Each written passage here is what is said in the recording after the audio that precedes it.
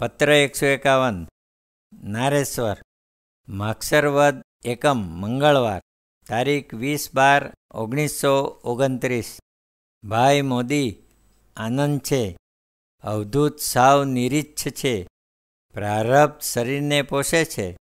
એને ઢોકળા ખવડાવવાનો વિચાર સ્વપ્ને પણ શા માટે કરવો? સેવા કરવાની શુદ્ધ વૃત્તિ એ પ્રત્યક્ષ અર્ધદગ્ધ સેવા કરતાં વિશેષ છે. માટે આ શરીરની તમારે લેશ પણ ચિંતા કરવી નહીં. ધર્મશાળા સંબંધી તમારે કંઈ જ કરવાનું નથી. બાળકૃષ્ણ પણ હાલમાં ઘેર રહે એ જ ઠીક છે. તમને કાકાની શુશ્રૂષામાં મદદગાર થઈ શકે. તમે એ ઉપાધિમાંથી ટૂંક સમયમાં જ મુક્ત થશો. સ્મરણ શુદ્ધ હશે તો હું કંઈ તમારાથી દૂર નથી. દવાઓ કરતાં કાકા કંઈ પ્રભુ સ્મરણ કરે કે કોઈ ધાર્મિક પુસ્તક સાંભળે તો એમનું વધારે કલ્યાણ થશે. છતાં એ સંબંધમાં હું કંઈ ન લખું એ જ ઠીક. સર્વને જય ગુરુદેવ. પાંડુરંગ. પત્ર 152 નારેશ્વર રવિવાર. ભાઈ મોદી, પત્ર મળ્યો. મારે કોઈ ચીજની જરૂર નથી. લંગોટ 2 શુદ્ધ ખાદીના આગલી પટી પોળી બને તો લાવશો. સાથે બેડિંગ વગર કંઈ લાવવાની જરૂર નથી. નહીં હોય તે અહીંથી લેવાશે. મેં હજી અન્ન સમૂળગું છોડ્યું નથી. જોકે રાંધવાનું 2-4 દિવસે એકવાર બને છે. ખૂબ કામમાં છું. દત્તલીલામૃતની યોજનામાં અન્ય વિચાર નથી કરી શકતો. પત્રોત્તરોનું હવે એમ જ બનવાનું. કોઈ માણસ આવે તેને ચોખ્ખું કહી દેવું કે શહેરની એક પણ સગવડ અહીં નહીં મળે. હાલ એ જ. સંભારે તેમને જય ગુરુદેવ. ગોળી મળેલી. પાંડુરંગના પ્રણામ. પત્ર 153 જે તે અંગ્રેજી પત્રનું ગુજરાતી. નારેશ્વર શુક્રવાર બપોર તારીખ 15/2/1930. મારા વાલા તપસીજી, મારો છેલ્લો પત્ર તમને બરાબર મળી ગયો હશે. મેં કાંઈક સમય નારેશ્વર રહેવાનું અને બાકીના સમયે અનિકેત રહેવાનું નક્કી કર્યું છે. તેથી તમો મહાશિવરાત્રિ પહેલાં એક રાત્રિ પણ અહીં આવી જાઓ. બીજું બધું સારું ચાલે છે. સર્વને શુભેચ્છા સહ. લિખિતં. પત્ર 154 રણાપુર ગુરુવાર બપોર સંવત 1986 તારીખ 10/3/1930. બેન મૂળી એકાદશીએ વ્યાસમાં મુકામ હતો. ત્યાંથી કિનારે કિનારે શૂલપાણેશ્વરની ઝાડીમાં ઉતરી પડવાનો વિચાર હતો અને અમદાવાદ વગેરે સ્થળે તેવો પત્ર પણ લખી દીધેલો. પણ રાત્રે ઓચિંતો ગુરુ મહારાજનો આદેશ થયો કે બીજું ત્રીજું પડતું મૂકી સીધો રણાપુર જા. એટલે કાલે ઠેઠ વ્યાસથી ચાલીને રણાપુર આવ્યો. આવતા જ તારા વૈધવ્યની અભદ્ર કહાની સાંભળી ખોટું થયું. પરંતુ એનો શોક કરવો નકામો છે. બન્યું ન બન્યું થતું નથી. અવધૂતને તો કેટલાય દિવસથી કિમપી શંકે મંગલેભ્યો યદન્યત એવો ભણકારો થયો હતો અને એનો ઈશારો એણે તને કેટલીય વાર કરી પણ દીધો હતો. શક્ય છે કે એનો ચોક્કસ અર્થ તારા સમજવામાં ન પણ આવ્યો હોય. છતાં મને વિશ્વાસ છે કે આ દુઃખદ ઘૂંટડો તું ધીરજથી ગળી જશે. સંસાર અસાર છે. માણસને એની અસારતાનું ભાન થાય અને એ પ્રભુને પંથે પડે. તે માટે ઈશ્વરી સંકેતથી માણસને આવા અસાધારણ ઝટકા કોક વાર વાગે છે. એને જોતાં જ કોક વિરલો પૂર્વપુણ્ય કરી મોહનિંદથી જાગી ઉઠે છે અને પ્રભુનું શરણ ગ્રહી પોતાની અંદર રહેલી દિવ્યતાનો સર્વમ ખલ્વિદમ બ્રહ્મનો સાક્ષાત્કાર કરે છે. પછી નથી રહેતો એને હર્ષ કે નથી રહેતો શોક. દુન્યવી સુખ દુઃખો એની પાસે પણ આવી શકતા નથી. એ કેવળ આનંદની મૂર્તિ બની રહે છે. આપ પર ભૂલી જઈ કેવળ બ્રહ્મમય બની રહે છે. મોત સી ચીજ છે? એમાં અસાધારણ જેવું શું છે? એક ડગલો ઉતારી બીજો પહેરવો, કે એક ઓરડામાંથી ઉઠી બીજા ઓરડામાં જવું, અથવા એક લોટામાંથી પાણી કાઢી બીજામાં રેડવું, એના જેવું જ એ સ્વાભાવિક છે.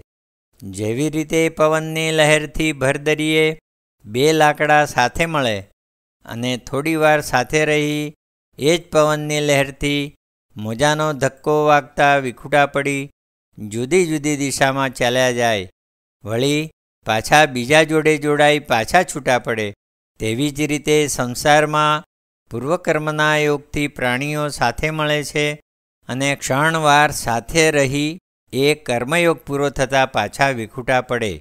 અજ્ઞાનીઓ આ લાકડાની જોડ તૂટમાં સુખ દુઃખ માની હસે રડે છે અને જ્ઞાની દ્રષ્ટા થઈ કેવળ વિલોક્યા જ કરે છે.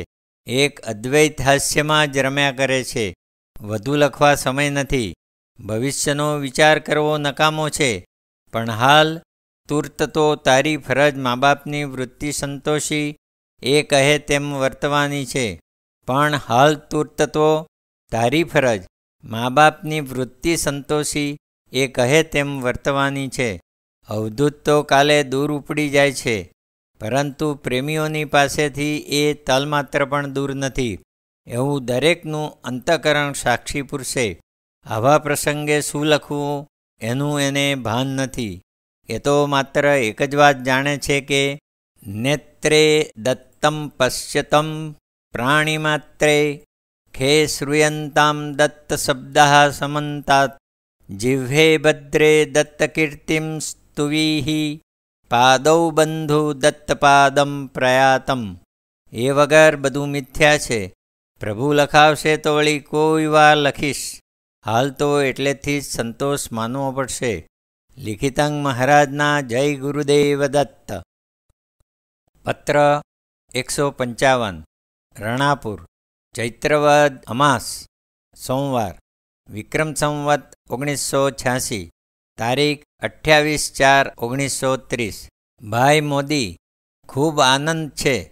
પેટનું ગાડું કંઈક ચીલે પડવા માંડેલું, ત્યાં તો પ્રારબ્ધે નવી ઉપાધિ ઊભી કરી છે. લોકોએ આપણી નહાવાની ને પાણી ભરવાની જગ્યાએ શણ પલાળવા માંડ્યું છે. ગઈ સાલ પણ 2 માસ એમણે ઉપાધિ કરેલી, તે આ સાલ પણ પહેલેથી સૂચના આપ્યા છતાં એમણે એમનું કાર્ય છોડ્યું નથી. ઇનામદાર અહીં જ છે, પણ એમની ખુશામત કરી સહાય માગવાનું મને ઠીક ન લાગવાથી નડિયાદ 2 માસ ગાળી લેવા એવો વિચાર કરી નર્મદા ઓળંગી રેતામાં ચાલતો હું અહીંયા આવ્યો છું ને નડિયાદ બાલકૃષ્ણને કાગળ લખી દીધો છે.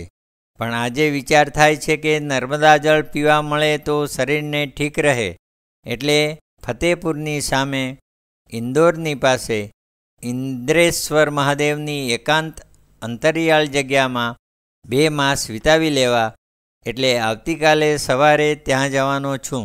તમે આવો તો લીલોડ વિઠ્ઠલને મળીને આવશો, એટલે એ ત્યાં મૂકી જશે. લીલોડ સામે ઉતારીને એકાદ ગાઉ ચાલવાનું છે. પણ જો તમારો વિચાર મોળો હોય તો પેલી ઇનામદારની પોથી તરત જ કોરલ હરિવલ્લભ પર ઇનામદારને પહોંચાડવાનું લખી મોકલી આપશો. બાલકૃષ્ણને નડિયાદ લખી દેશો, એટલે એ નકામી રાહ ન જુએ. પત્ર તો જૂને સરનામે લખશો કે દાસને સરનામે લખશો તો એ મને મળશે.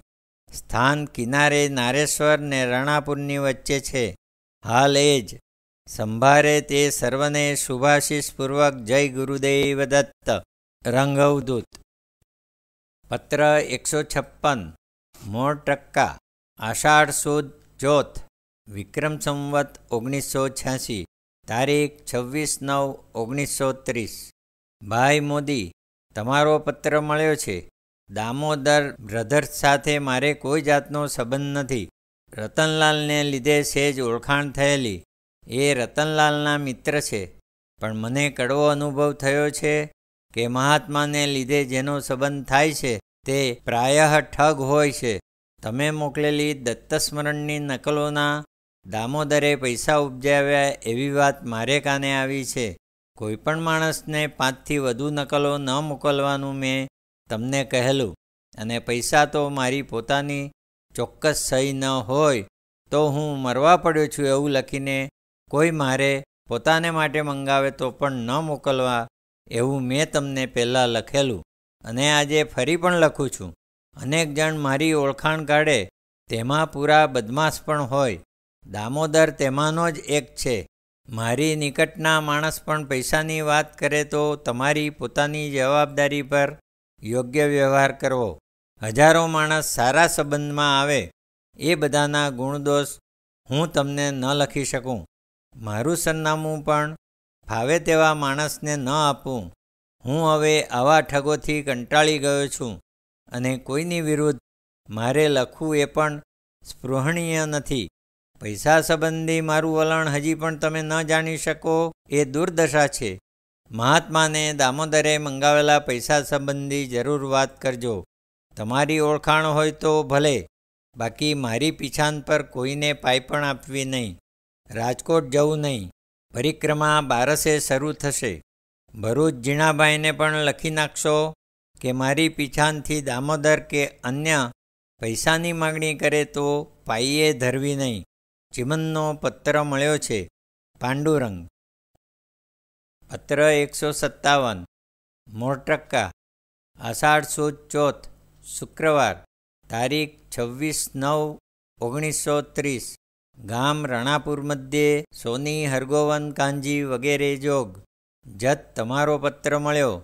હું અહીંથી ચુનીભાઈ વગેરે કેટલીક મંડળી સાથે આ 12 પરિક્રમા નીકળું છું.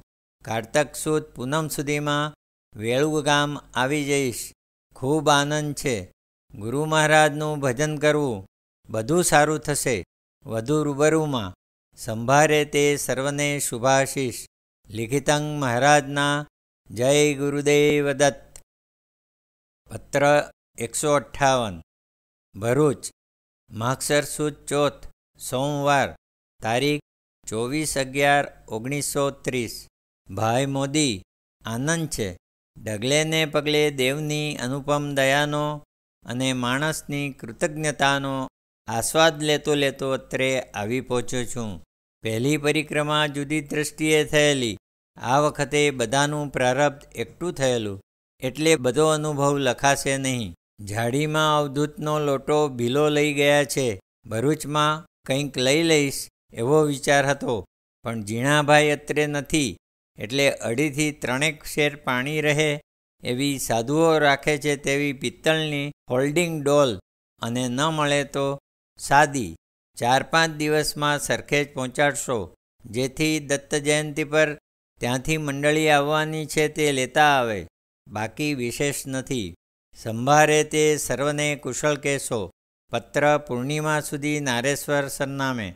અહીંની પોસ્ટ મને મળી નથી. ક્યાં ગુમ થઈ પ્રભુ જાણે. લંબાણથી પછી. પાંડુરંગ.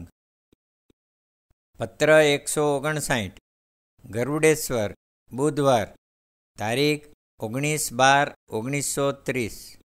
ભાઈ મોદી, આનંદ છે. નામ સ્મરણની નકલો મળી. એકાદ મહિનામાં મોરટક્કાની સામે બળવા પહોંચીશું. શરીર સારું છે. હરગીજ ભજનમાં પ્રમાદ કરશો નહીં. પ્રભુ ભજન વગર બધું લુખું છે. 20 દિવસમાં કાગળ લખો તો નીચેને સરનામે. પાંડુરંગ વળામે, કેરોપ મણીલાલ ડાયાભાઈ ત્રવાડી. ઠેકાણું શેઠ હીરાલાલ સોરાબજી, જીન પ્રેસ ફેક્ટરી. મુકામ સનાવદ, જિલ્લો નિમાડ, MR રેલવે. સરનામું બાળબોધ કરવું. ગુરુવાર તારીખ 19/12/1930. વદ ચોથ. પ્રેમીભાઈ મોદી, આપનું કમંડલ સારી રીતે ઉપયોગમાં આવે છે.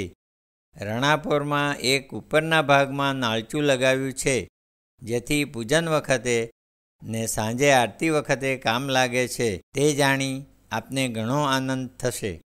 લિખિતન ચુનીલાલાના. જય ગુરુદેવ દત્ત. પત્ર 160. સરખેજ, ફાગણ સુદ 8મ, બુધવાર, તારીખ 26/2/1931. ગામ રણાપુર મધ્યે, સોની હરગોવન કાંજી વગેરે ભક્તમંડળ જોગ. ગુરુદેવ દત્ત. બાદ લખવાનું કે અહીંયા દેવની દયાથી પરમ આનંદ છે. શરીર તમારું ઠીક હશે. તમારા કામ માટે અહીંની મંડળી બનતો પુરુષાર્થ કરી રહી છે.